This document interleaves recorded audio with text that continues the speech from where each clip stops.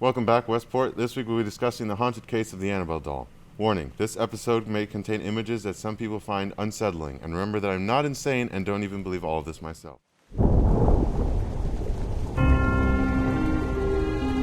In the year of 1970, a mother purchased an antique doll from a hobby shop as a birthday present for her daughter Donna.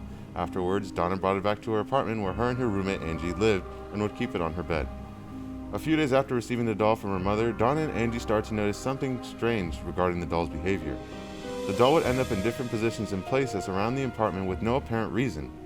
Eventually, things got so strange that they found the doll in rooms where doors were intentionally closed shut. Even though these strange movements continued to happen, Donna continued to keep the doll. One day, their friend Lou came over to the apartment and saw the doll. He told him to get rid of the doll because of its supposed evil appearance. Donna still insisted on keeping the doll, saying it was a gift and that she had grown attached to it.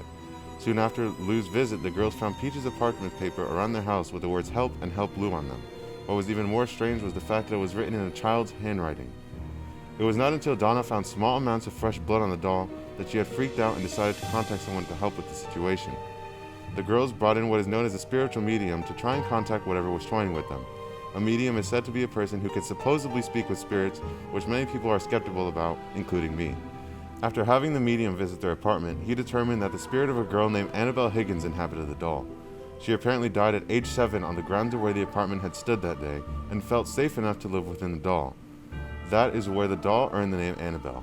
Like any stupid horror movie characters would do, Donna and Angela still wanted to keep the doll and the supposed spirit inside of the apartment. And of course, things went south because it turns out there was no spirit of a girl, but instead a malicious force trying to cause harm. Lou was determined to get rid of the doll and would help the girls do so.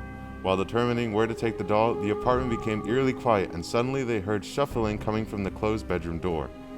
Lou went into the room and found Annabelle on the other side of the room face down. Suddenly, Lou turned around and felt an intense burning sensation on his chest and started to bleed as 6 gashes formed. After 3 days, the scratches had apparently healed.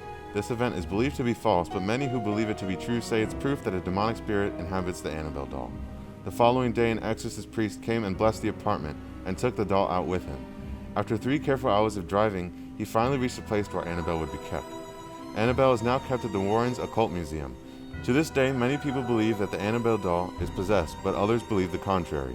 Several stories and Hollywood blockbusters have been created from this story, but of course, none of it provides the true light on what inhabits the Annabelle doll, and how to explain the experience of those that have had with the doll.